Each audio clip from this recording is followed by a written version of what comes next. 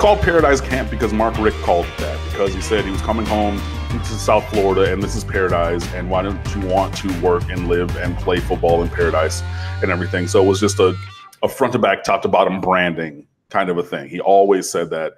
If you remember his media tour when he got hired and everything, even at that bowl game when he watched the game but didn't coach, you know, and everything, he said it from then, Mark Richt, that is. So yeah, that was just a complete branding idea. And you know, it was, you know, you want to have an event that is fully branded like that. You know, he started Dog Night at Georgia, DAWG, you know what I mean? Florida has Friday Night Lights. Florida State has Saturday Night Live. Ohio State has something. Michigan has something. Texas, you know, like every big school has like a big themed event as such. And that was Mark Richt's idea for branding, was to call it Paradise Camp. And it's, you know, it's stuck, and Miami keeps getting top end guys, not only in the current recruiting year, but in the future recruiting years to come on down for those events. And not just the local guys, like, you know, regional and national recruits also. So that's a good thing, and that's why that happened. I also wanted to touch on the recruiting front on another move that just happened yesterday, in that 4-star offensive tackle Isaiah Walker Jr. decommitted from South Carolina.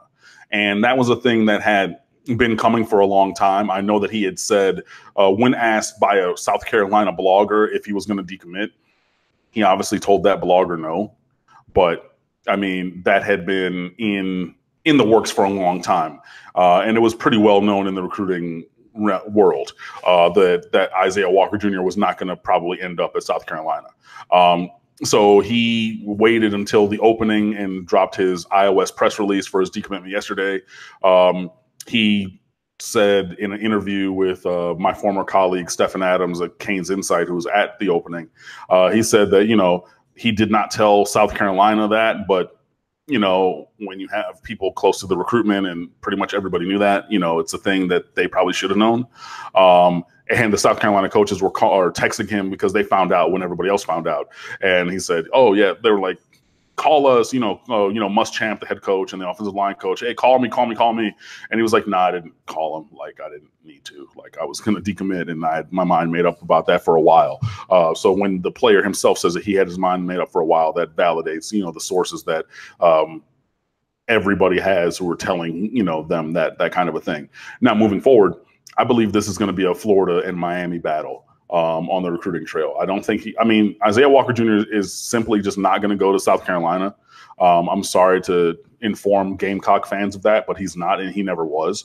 I saw a couple, recruiting journalists saying that it was going to be a big 3 battle with Miami, Florida, and Florida State.